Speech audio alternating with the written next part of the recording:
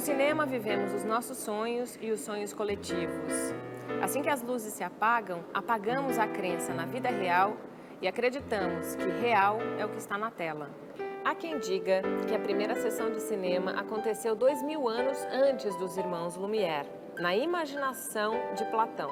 No mito da caverna, prisioneiros espectadores assistem em uma parede uma representação do mundo através de sombras criadas pelo fogo no alto e atrás deles, como os aparelhos de projeção. O mecanismo de representação estava protegido por um muro, para que os prisioneiros não descobrissem o truque. Desde que o trem dos irmãos Lumière chegou à estação de Ciotat, na primeira projeção de cinema em 1895, assombrando o público de 33 pessoas, o cinema mantém a sua força de encantamento. Vou dizer duas palavras só para lembrar o quanto é importante o que estamos todos esperando de Daniela, porque, claro, a tese que para mim dirige um pouco o módulo inteiro é a ideia que a gente aprende a amar na cultura, né? Ou seja, que a cultura e o cinema, talvez em primeiro lugar, junto com a novela, a literatura e companhia, constituem o nosso repertório de condutas amorosas, e que para todos nós existem alguns filmes que não são necessariamente os melhores, né? Às vezes são até os piores, né? Em geral. Mas são os filmes nos quais, sentados numa sala de cinema, a gente começou a entender e a criar um molde de o que é se apaixonar, o que significa amar, o que é o amor. Então, eu estou muito curioso de saber quais são esses filmes para Daniela. E isso, então, contigo. Quando eu recebi essa incumbência, a primeira sensação, a primeira vontade que eu tive foi, ainda mais porque ultimamente eu tenho trabalhado muito com Walter Salles, a minha primeira vontade foi de falar de um cinema, né, apropriado, né? Começar pelos italianos, talvez, certo, os franceses. Mas eu pensei que, na verdade, quando eu tinha 12 anos e quando eu comecei a ver cinema, eu comecei a me confundir com o cinema, né, que é o que acontece, eu não foram os bons filmes, exatamente como você falou, não foram os bons filmes que me ensinaram a virar adulto e a ter relações. Então, eu demorei, desses dias que eu passei mal, eu demorei uns 3 dias para me livrar do preconceito contra a minha própria biografia, né? Mas eu primeiro queria falar uma coisa, assim, que o cinema,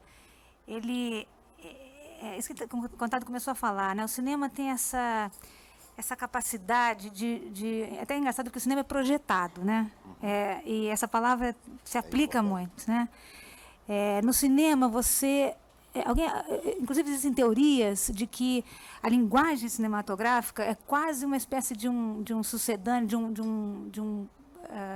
uma imitação da linguagem psíquica, como você se entende, como você se percebe em relação aos outros. Enquanto que no teatro, por exemplo, o ator que está te representando ou quem você se projeta nele, ele existe enquanto pessoa física, ele está no mesmo espaço que você, então você pode, de tempos em tempos, se solidarizar.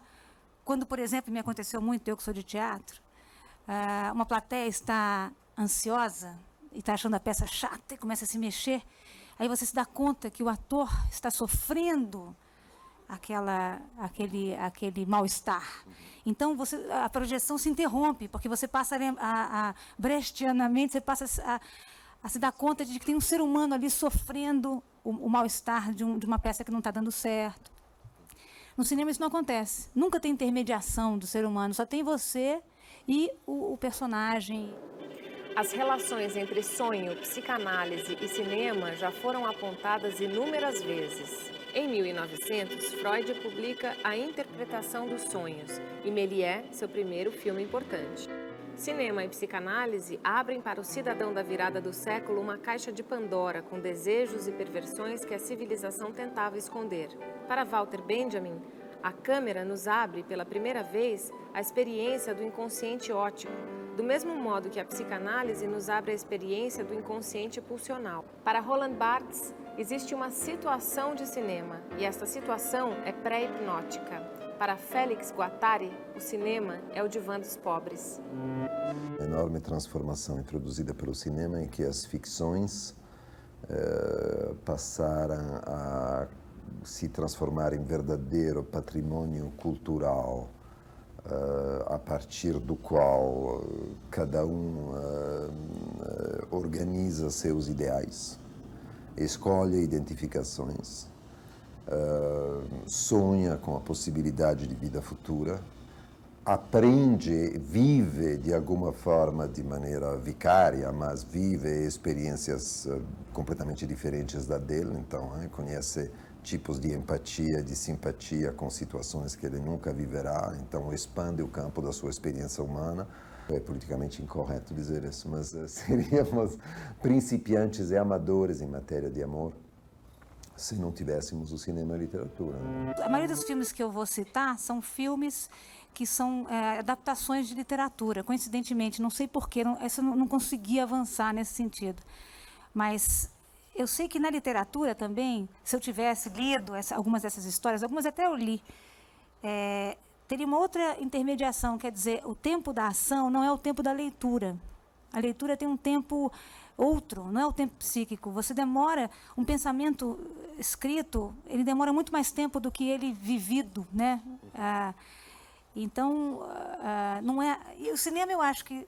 E eu li umas teorias para refrescar, para não ficar muito cara de incompetente aqui. Eu li rapidamente, mas eu não me lembro mais nada, então não vai adiantar nada, mas eu li aquelas teorias assim, imagina, gente, o que foi um filósofo na década de 10, ao se dar, que passou a vida inteira, vamos dizer uma pessoa de 40 anos, em 1915, passou a vida inteira lendo, tudo que aprendeu foi lendo, e sentar num cinema, o impacto que teve para esse cara, a quantidade de transportes, de projeções, de coisas que aconteceram na psique dele assistindo um filme. Surge um trem que, tal qual uma flecha, mergulha direto sobre o espectador. Cuidado! Ribombando na obscuridade, ele se apressa em transformá-lo num saco de pele esfolada, cheio de carniça humana e ossos quebrados. E teme-se que ele destrua essa sala, esta casa onde abundam o vício, as mulheres e a música, onde o vinho corre em torrentes, só deixando atrás dele ruínas e poeira. Mas, na realidade, não passa de um trem fantasma. A gente não se dá conta disso, a gente não se dá conta de quanto a gente fica mobilizado emocionalmente quando a gente vai ao cinema. Eu sou daquelas pessoas que, ao sair de um filme, e geralmente de um filme ruim, eu saio e demoro algumas horas para voltar a ser eu. Eu saio virada, eu sou alguém, me lembro, eu fui ver aquele Francis com a Jessica Lange, em que uma mulher perde a razão durante o processo do filme, assim, ela é internada em vários hospitais. Eu quase, sabe, eu demorei horas para voltar a não ser psicopata, entendeu? Acontece muito comigo isso. Eu fico realmente transtornada, como num sonho, um pesadelo, daqueles que a gente fala, né, que a gente carrega com a gente, né? Tem uns sonhos que a gente acorda e a gente demora a se lavar dele, né? E o cinema, eu acho que tem algum mimetismo assim, com algum processo psíquico, em que você realmente naquela brincadeira de projeção, quando você vê, você está ali fazendo uma espécie de laboratório emocional, porque você, ao se projetar nos vários personagens, e não é necessariamente uma coisa estanque, que você começa a se projetar num personagem e fica com ele até o final, né? Acontece que você passeia por isso, você não precisou viver uma série de coisas, você viveu uma série de coisas, dá a sensação, pelo menos, eu não sei a que ponto isso transforma mesmo um indivíduo, mas você acha, pelo jeito, que sim, você faz um laboratório emocional, você vive umas coisas que você, na sua vida pacata, numa cidadezinha do interior, talvez não vivesse, se não tivesse acesso a esses filmes. Qualquer terapeuta hoje sabe que é frequentíssimo que um paciente traga uma compreensão de si mesmo, um pensamento diferente e uma experiência diferente a partir de um filme. Tem filmes que se torna, durante meses, os meses depois da estreia, se torna um tema no consultório, porque todo mundo fala, mas não fala como crítico, fala porque a experiência da vida foi francamente afetada, porque foram tocados, então isso mexe, permite falar outras coisas de si, enxergar outras possibilidades. Espectadores não frequentam filmes apenas para se divertir. Eles vão ao multiplex para encontrar ansiedades poderosas, há muito esquecidas, sustentadas por experiências de desenvolvimento universais.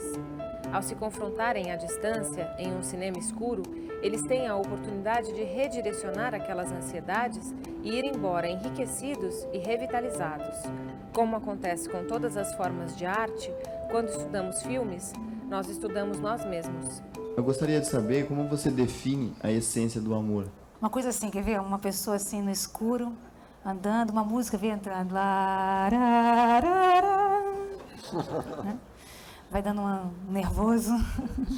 Aí ilumina-se uma mãozinha apoiada sobre uma cadeira.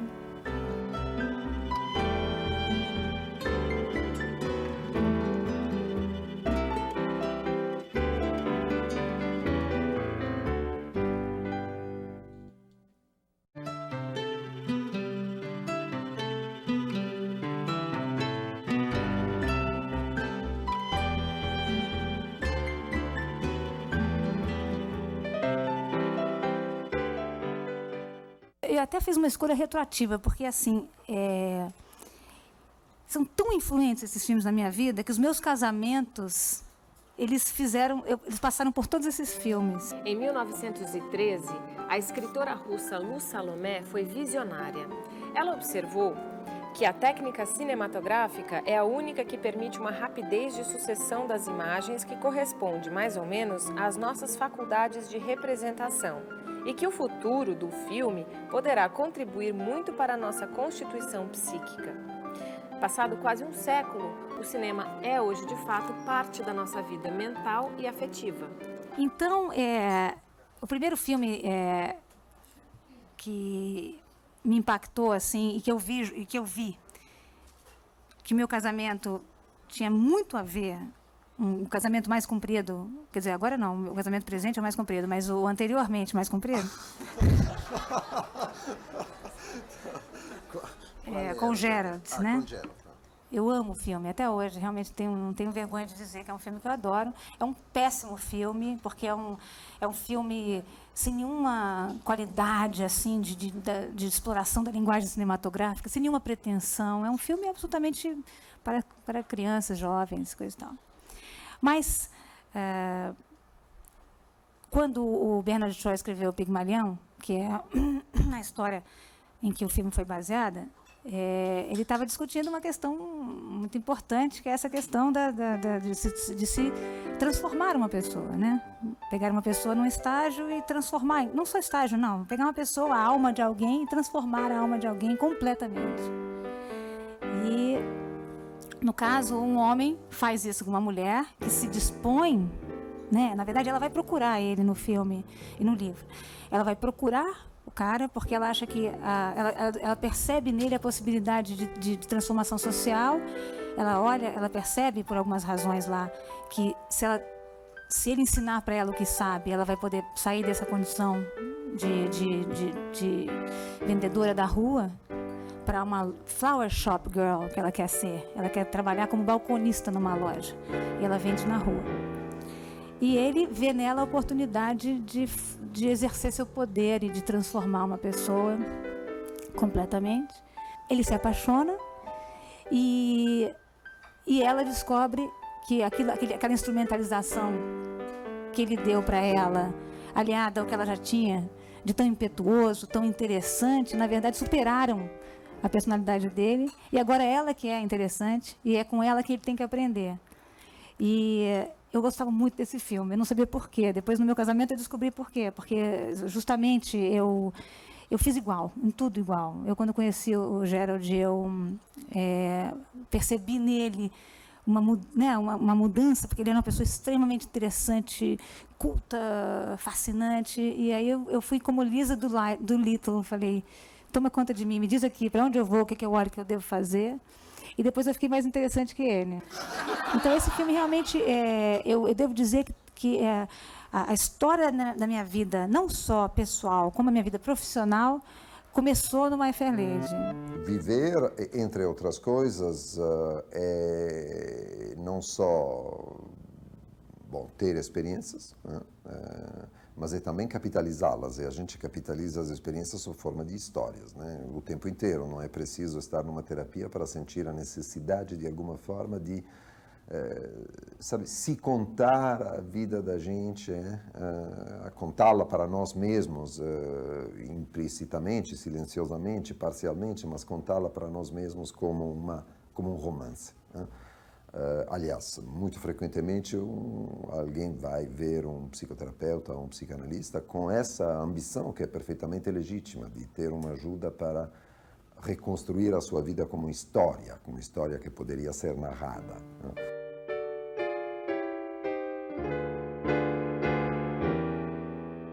O outro filme que me impactou também é o Drácula.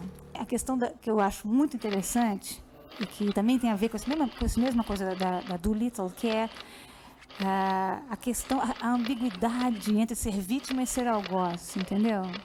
Quando você sabe quem é que está comendo quem é que está sugando quem, ou quem é que está incitando E eu sempre desconfiei da Lucy.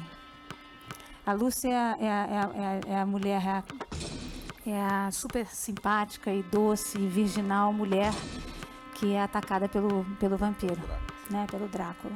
O vampiro tem sempre sido tratado como um machista, um monstruoso, que é um devorador, e eu acho as mulheres, a parte da sedução da mulher, talvez até mais importante. Tem uma coisa recorrente em outro trabalho também que eu fiz, que não é cinema, que é a ópera, que foi o Navio Fantasma. E que também eu identifico nesse filme e nessa história, que eu acho maravilhoso, que é eu tentei achar a palavra em português, eu achei em inglês, é longing, que é um anseio, né?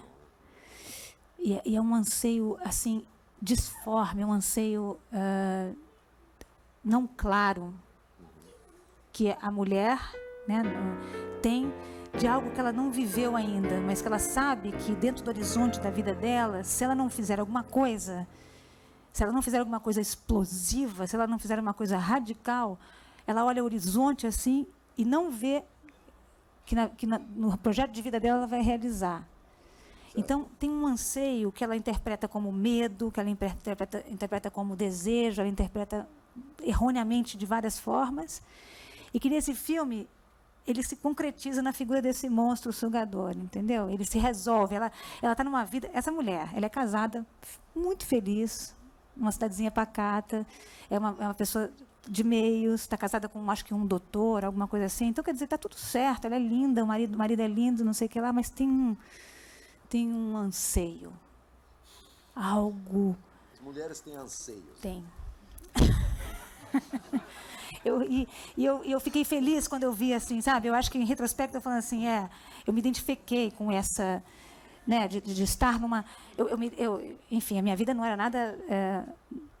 ainda que eu tinha uma vida não muito normal, comparado com outras meninas da minha idade, dado as circunstâncias da minha casa ser uma casa muito liberal, muito alegre, mas mesmo assim... E com um grande horizonte, eu morava na praia de Copacabana, o horizonte era distante, era maravilhoso, mas mesmo assim, eu olhava para ele com... Assim, o fato de eu me casar com uma pessoa como o Gerald, como eu me casei, era também assim, não era uma busca de um homem bonito, de uma beleza, né, não passava de jeito nenhum por isso, né? Era um anseio por algo escuro, por algo estranho, algo difícil, algo que me desafiasse, né?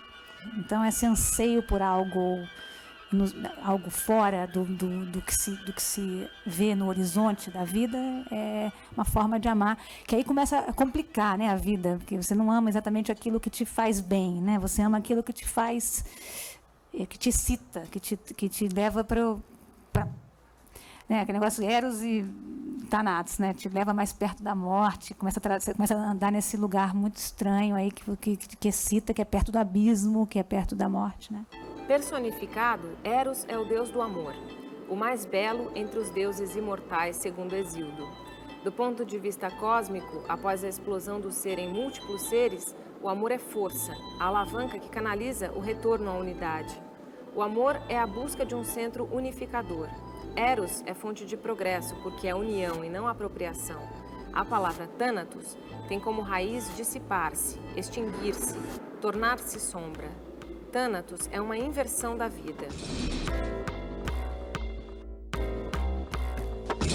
Em todos os níveis da vida humana coexistem essas forças contrárias. Eros é a vida, mas Thanatos pode ser a condição de ultrapassagem para um nível superior. Não é nunca muito bom ter um ideal do que seria o amor perfeito ou a relação perfeita. Então, porque senão você não entende muito bem o mistério que é, por exemplo, a vida estranha de um casal alcoólatra, do que é a vida estranha de uma mulher abusada fisicamente, quer dizer, batida, não estou falando abusada sexualmente, mas que não quer absolutamente se separar do marido, que volta para o lar. Quando a gente fala assim de casais autodestrutivos, no sentido que a vida de casal leva os dois, tudo bem, claro, certo, mas é preciso evitar de ser moralistas e pensar que um casal escolhe sua aventura. Eu gostaria que você colocasse, né, de acordo com a sua experiência, essa questão. Quando uma pessoa se lança, como você colocou, é uma ação destrutiva, como se ela fosse se lançando em direção à morte mesmo. Essa experiência deve ser tão forte na vida que aí eu peço para você me dizer se você acredita que a pessoa possa viver isso mais de uma vez. Eu acho curioso porque, assim, eu, por exemplo, nessa relação que eu tive,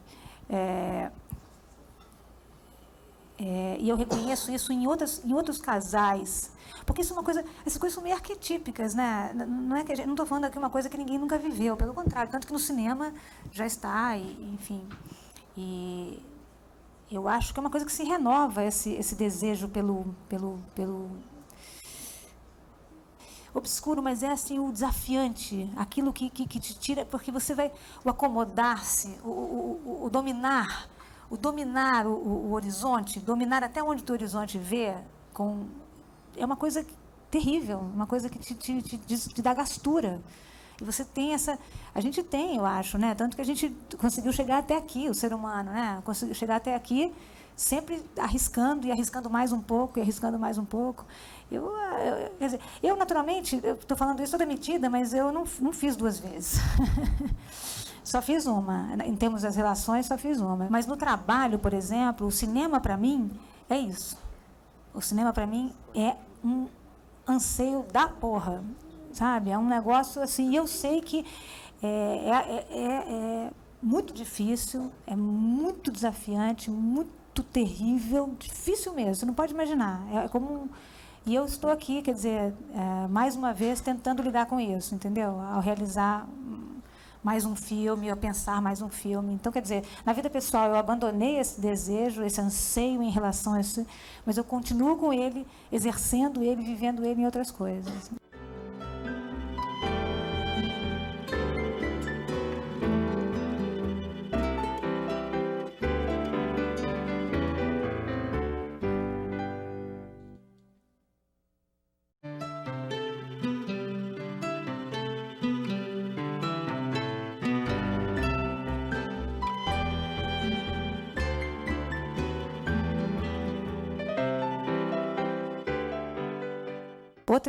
Outras coisas começaram a surgir no horizonte das minhas relações, e que é a questão dos vários amores, né? De não se amar uma só pessoa ao mesmo tempo. E isso eu senti primeiro vivendo isso como corna, né? Como quem é traído, e depois vivendo como quem trai também, né? Eu venho de uma família de mulheres cornas, assim, de várias gerações, e de homens priápicos, Mas eu também tenho esses anseios, e tive esses anseios na vida, e quer dizer, fiquei transitando entre essa coisa existe essa coisa de amar? Na maioria dos filmes, aliás, que se vê quando é adolescente, os filmes terminam com todos foram felizes para sempre, casais monogâmicos, né, se realizam depois de grandes percalços, dificuldades. Mas um filme me marcou muito, eu estava até te falando, né? Me marcou e eu não entendia por quê, porque eu não me lembrava de nada da história, mas quando o Contardo me falou, eu falei, eu aprendi a amar nesse filme, não me lembro por quê, mas eu me lembro que depois disso minha cabeça se transformou. E é um outro filme extremamente convencional, americano até a última gota, de um grande mestre do cinema épico americano, dos anos 50, que é o David Lean, que fez o Lawrence da Arábia, que é o Dr. Zhivago. Médico e poeta, Dr. Zhivago se divide entre dois amores, a esposa Tânia e a plebeia Lara. Uma história de amor épica que começa na Rússia czarista e vai até as crises dos anos 20 e 30. Durante todo esse tempo, o labirinto de encontros e desencontros entre Lara e Zhivago em uma paixão que atravessa uma revolução e uma guerra mundial. No Dr. Zhivago, eu me projetei no Zhivago, não nas mulheres, né? Eu vi essa coisa, eu fiquei muito impressionada, porque eu consegui viver intensamente o filme, quando eu tinha 12 anos, eu acho que quando eu vi, e perdoar o Dr. Zhivago, né? Que seria a figura do meu pai, digamos, o homem que trai, né? Ou do meu avô, o homem que trai. E eu falei, puxa vida, que estranho, né? Se trai, mas ama-se tão intensamente.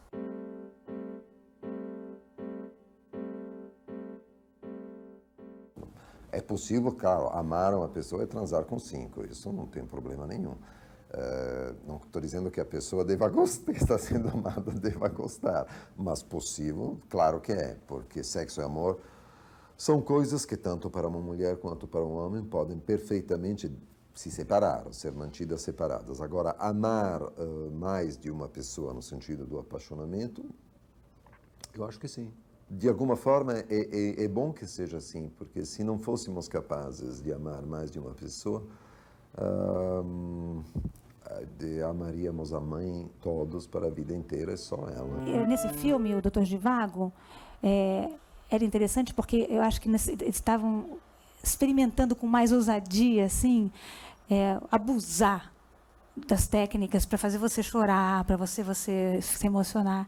Então é meio até cafona, assim. Eu estava te falando, né? Tem o olho da Julie Christie está com uma luz, parece uma máscara de Robin ao contrário. Tem uma luz só no olho para você entender a intensidade. E outras formas também de manipulação dos nossos sentimentos, né, com relação a aprender a amar no cinema, tem uma coisa assim de inflação do tempo, de você encher o vazio, deixar passar um tempo em silêncio, dar uma alargada no tempo, de forma que pareça, quem está vendo, que está se formando ali, é o tempo de formar um sentimento. Algo assim, sabe? Esse filme me pegou de jeito quando eu era adolescente e me deixou muito confusa, porque através desse filme eu perdoava meu pai. Na minha vida, não. Mas o filme, entendeu? O filme me confundiu um pouco. Falou assim, o negócio é mais complicado do que parece, tá? Ama a si mesmo, 2, 3 pessoas. O negócio é complicado. Na minha geração, eu tenho 50 anos, eu acho que as pessoas vivem uma contradição entre todo um discurso e até uma prática do amor livre, de ter um certo pudor em ter ciúmes, em ser tão passional, né? Todo um discurso da liberdade, de que as pessoas têm possibilidades de múltiplas relações e por aí afora, né? E eu vejo aí os adolescentes tendo assim um comportamento passional, ciumento, briguento e sem tanto pudor quanto, pelo menos, a minha geração. Fazendo isso com mais liberdade. Nós somos treinados pelo cinema, inclusive, pela literatura, pela cultura, a sermos monogâmicos. Então, essa experiência do amor livre é uma experiência entre parênteses. Teve um começo e um fim. Você é uma vítima dessa, né? Como eu, de certa forma, também fui. Mas a gente não tem repertório de amor livre, não. Então, os nossos filhos já não sabem o que é isso, nunca ouviram falar. O cinema, as séries de televisão, as novelas não transmitem isso, então não tem por que saber.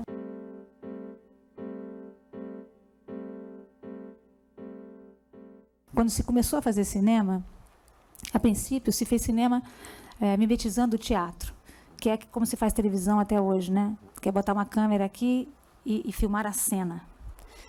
Mas o Griffith e outros diretores começaram a usar a câmera móvel e a câmera ficar aproximada dos personagens.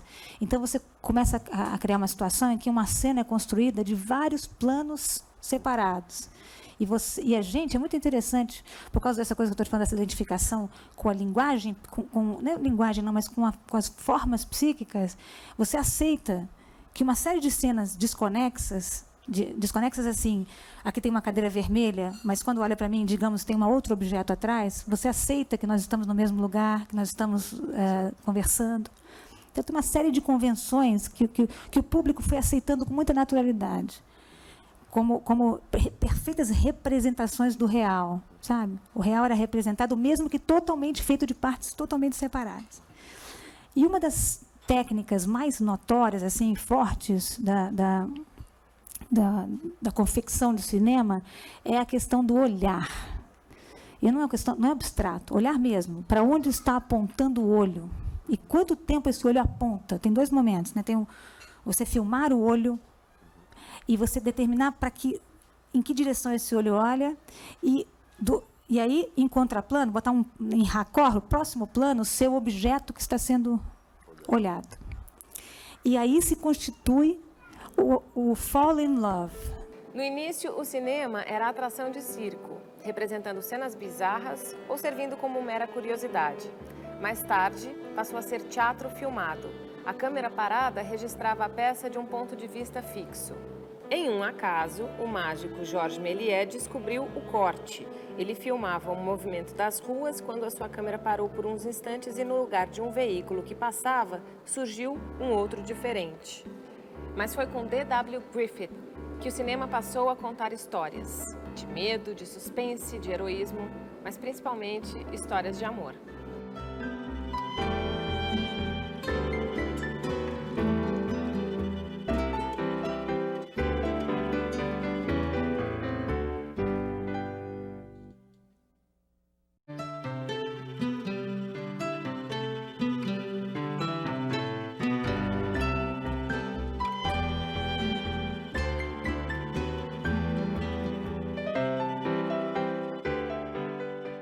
E aí o Casablanca. O dono de um bar em Casablanca, Rick Blaine, vê o passado lhe visitar quando se reencontra com Ilsa, a mulher com quem ele viveu uma história de amor em Paris.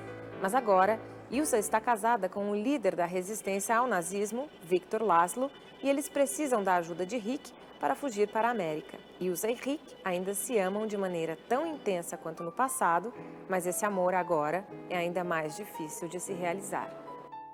Mas eu não sei se vocês... que é bem bonitinho também.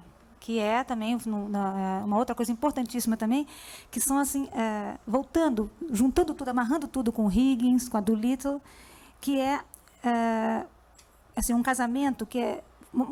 tudo bem, você casa com um vampiro, finalmente. Com aquele que te traz a riqueza do outro lado, do escuro, da intensidade da vivência das coisas. E você supera, digamos, né, como na Doolittle, você passa a ficar mais ágil com essa instrumentação do que o outro. Mas, no entanto, no caso da minha vida, o time que se forma é um time muito interessante, a gente era, no caso, muito prolífico, a gente trabalhava juntos e era interessante. E, em nome desse trabalho, eu estava a ponto de sacrificar uma relação, que é essa que eu estou presentemente, em que eu estava inteiramente apaixonada. Então, quando eu vi Casablanca tarde, eu não vi Casablanca cedo. Quando eu vi Casablanca, eu comecei a rir, porque eu me sentia Ingrid Bergman, né? Eu sou danada, né? Audrey Hepburn, Ingrid Bergman, Isabelle Adjani, assim, uma autoimagem incrível. No Casablanca, então, o que é? O Laszlo é a missão dela, né? O marido dela, que é um verdadeiro líder da democracia, um líder e o amor, a paixão absoluta que ela tem por esse homem sem perspectiva, sem futuro, meio bom vivant, assim, que é o Rick.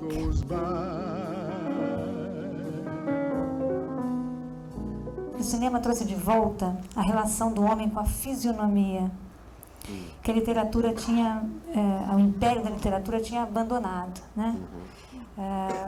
Você ao ler, você não se dá conta de que gesto, de que exata feição tem uma transformação emocional, uma coisa assim.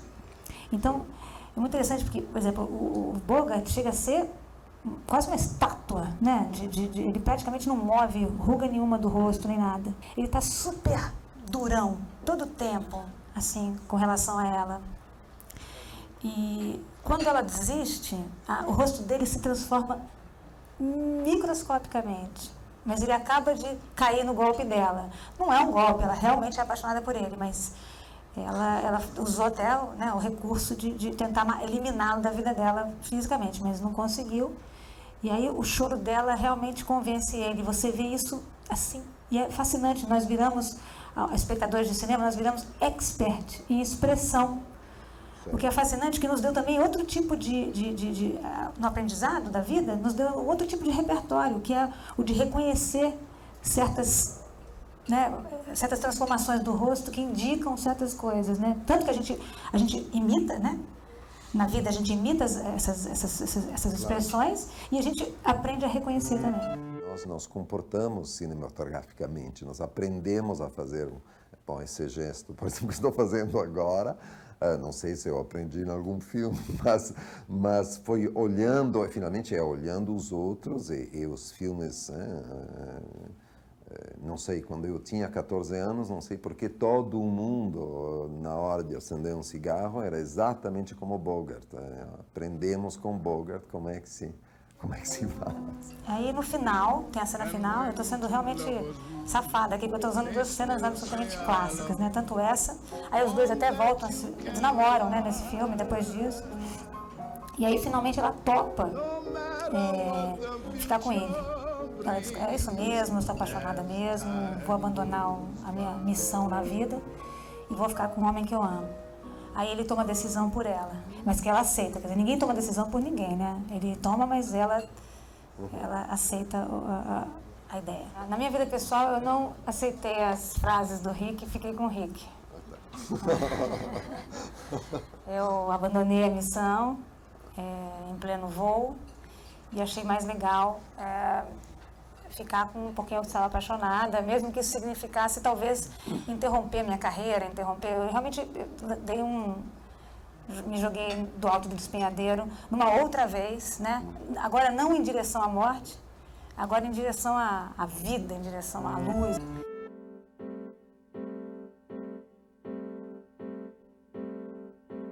O amor é uma coisa um pouco vem, acontece, você já nasce amando, né? Sim, claro. E quer dizer, existem vários filmes em que você aprende um pouco mais, uma coisa ou outra sobre o amor, como fazer para lidar com o sexo oposto ou mesmo, enfim. Mas o que eu quis buscar foram os filmes que realmente, em retrospecto, mostravam. Eu não me dava conta que eu estava aprendendo, né? Quando eu os vi. E que agora é que eu vejo o quanto eu me inspirei neles para ter as relações que eu tive. Se amar é uma coisa que se aprende, os filmes são grandes mestres. No cinema, as histórias dos personagens são as nossas próprias histórias. E o amor que se vive na tela se confunde com os amores que nós vivemos fora da sala de projeção.